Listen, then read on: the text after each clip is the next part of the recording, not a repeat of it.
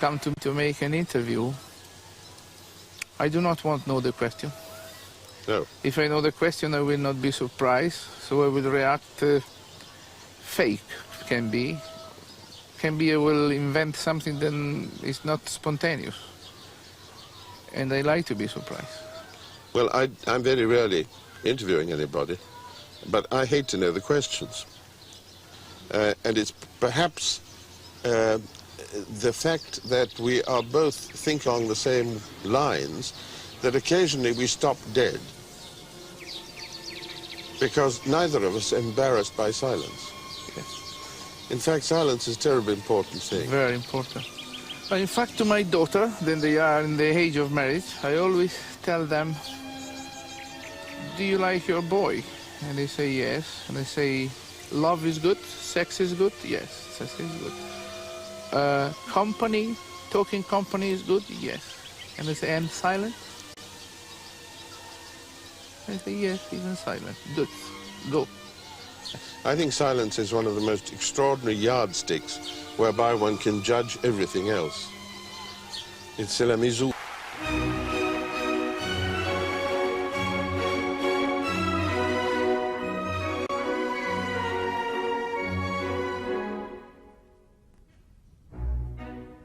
È sempre misero chi a lei s'affida, chi le confida, mal cauto il cuore, pur mai non sentesi felice appieno, chi in su quel seno non gli va amore.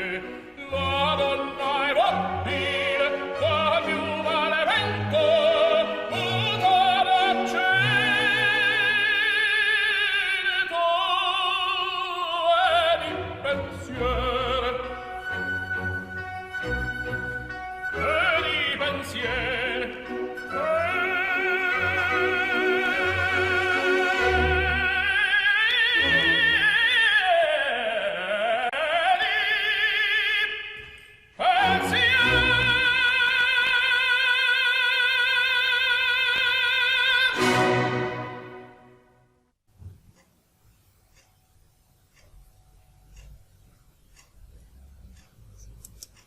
Stilte.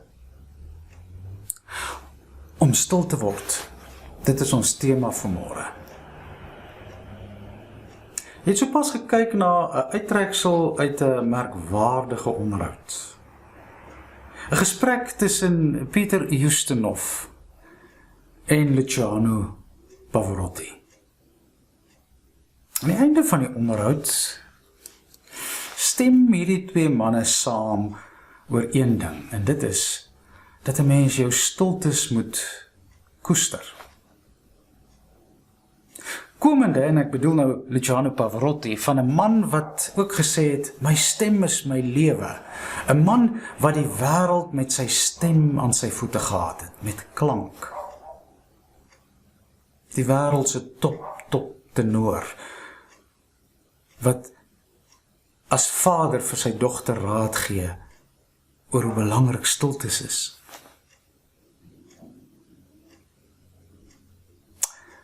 Stilte. Om en by die 4de eeu na Christus was daar 'n geestelike beweging wat pos gevat het met die doel, naamlik om innerlike stilte te bevorder. Kom ons praat ook van vrede, balans, harmonie. Hulle is die Hesygia genoem, en dit is die Griekse woord vir swyg. Daar was dus 'n Christelike beweging in die vroeë kerk wat klem gelê het op sweye. My beperkte maar gereelde blootstelling aan mense, kulture en godsdienste van die verre ooste, spesifiek Theravada Boeddhisme, het my voortdurend bewus gemaak van hierdie spirituele dimensie in ons almal. Naamlik om stil te word. Maar dit het my ook bewus gemaak van ons westerlinge se gebrek hieraan. Tog is ek oortuig dat gebed, die Christen se gebed ten diepste gaan oor stilte, hesygia, eerder as logia. Sweye, 'n heilige sweye, veel eerder as baie woorde. Jesus sê immers in sy bergrede, moenie soos die heidene 'n stortvloed van woorde gebruik nie. So, ons beginpunt vanmôre is in die 4de eeu, ironies genoeg 'n plek waar daar vreeslik baie gepraat is, geredeneer is. En dit is die eerste groot vergadering, konsilium van die kerk, wat direk aanleiding gegee het tot 'n geestelike stroming in die vroeë kerk, wat ons kan tipeer as hesygia, waar God gesoek en ervaar word in stiltes. Die uitkoms van hierdie notule, of hierdie vergadering, speel natuurlik nou nog 'n groot rol in ons teologie, maar ook in ons liturgie. Kom ek lees dit vir julle. Ons glo in een God, die almagtige Vader, die skepper van hemel en aarde en van alle sienlike en onsienlike dinge, en in een Heer Jesus Christus, die eniggebore Seun van God, gebore uit die Vader voor alle tye, God uit God, en lig uit lig, en waaragtige God uit waaragtige God, verwek nie, gemaak nie, een in wese met die Vader, deur wie alle dinge ontstaan het, wat terwille van ons die mense en terwille van ons saligheid neergedaal het uit die hemel en vlees geword het, ensovoorts, jy ken dit. Dis die notule van daai vergadering wat begin het op 20 Mei 325 na Christus in 'n voorstad van destydse Konstantinopel, 'n plek met die naam Nicaea. Dit was gedurende die groot en magtige keiser Konstantyn se bewind. Trouwens, Konstantyn het die vergadering gereël. Kerkleiers van destyds was natuurlik wyd verspreid reg oor die Romeinse Ryk. Van Brittanje in die verre ooste tot Persië, Indië in die weste, van Ethiopië in die suide tot die noorde van Europa. En om al hierdie biskoppe, hierdie kerkleiers onder een sambreel, die woord wat deesdae gebruik word, een breë kerk, te verenig, was 'n enorme uitdaging. Maar Konstantyn het homself dit ten doel gestel. Een katholieke kerk, een boek, een kalender. Neem in ag dat die kanon, die Bybel, soos ons dit vandag ken, nog nie in omloop was nie. Die Nuwe Testament het bestaan uit losse folio's, papiere, perkamente. En aan die een kant het dit die kerk tot voordeel gestrek om nou die magtigste man in die wêreld, Konstantyn, as hulle beskermheer te hê. Maar dit het natuurlik ook teen 'n prys gekom. En wat was die prys? Die keiser wou sy stempel duidelik op die kerk afdruk. En die stempel wat Konstantyn sou afdruk is eenvormigheid. Min ruimte vir verskille, ortodoksie, eenregte leer. En tydens hierdie eerste groot vergadering van die kerk het die posisie en status van Jesus natuurlik voorrang geniet. Vrae wat gevra is Jesus gemaak, geskep deur God, of was hy nog van altyd af daar? Is hy God en mens tegelyk? Is hy half God, half mens? Is hy volkome God, net 'n verskynsel van 'n mens? Is hy mens wat God geword het? Is hy net mens? Dis die vraag. En bykans 180 afgevaardigdes uit al die windrigtings het opgedaag vir hierdie belangrike vergadering in Nicea.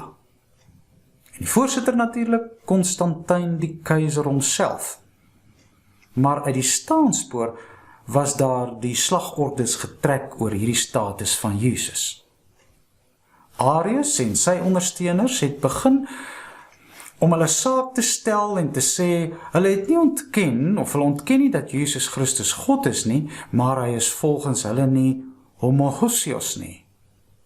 Ons kan dit vertaal met een in wese, dieselfde substansie, een essensie.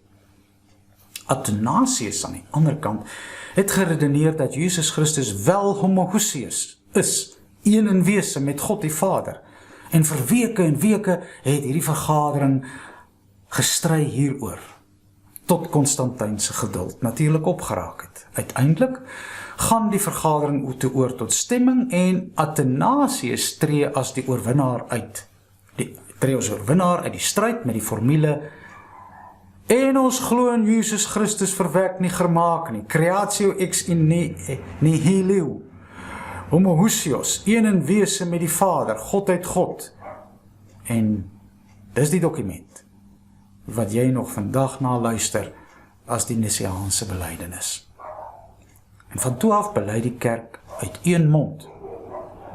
Maar die hartseer is natuurlik dat in plaas van kompromie, leer toleransie, is die afgevaardigdes by daardie vergadering weg as bittere vyande.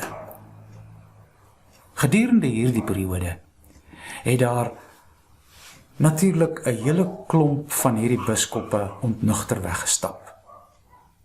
En hierdie kerkleiers, hierdie geestelikes, het besluit om 'n nuwe benadering te volg wat bekend sou staan as Hesygia, heilige swaaye.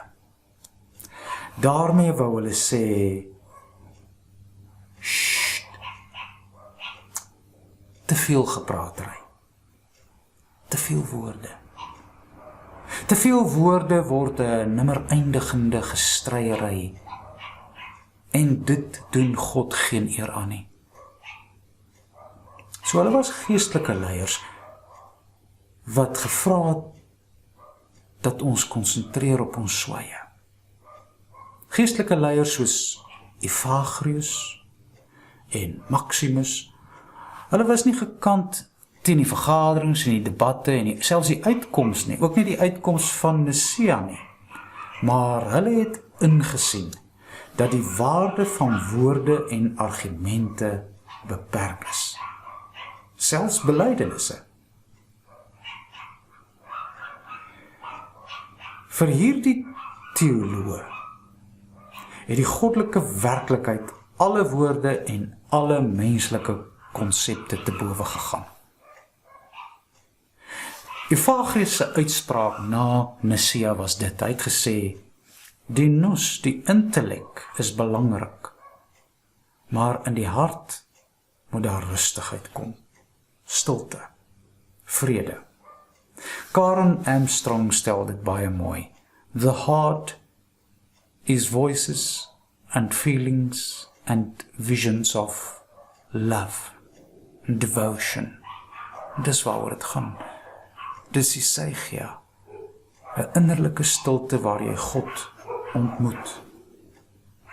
Die vraag wat Evagrius en Maxius en selfs Augustinus later gevra het, na Nicea, is die primêre doel dat ons God moet definieer,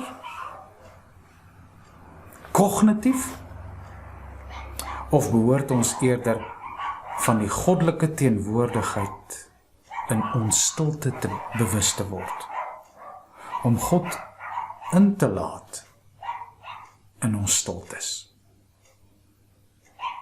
Vandag het ons die konfessies, die belydenisse. Die belydenisse van Nicea, die Apostolikum en ander is baie belangrik. Maar die dieper belydenis met die hart is om stil te raak voor God. 'n soort heilige ontzag, sonder woorde. Om te swyg. Word stil voor God. Buig voor sy misterie. Jesaja.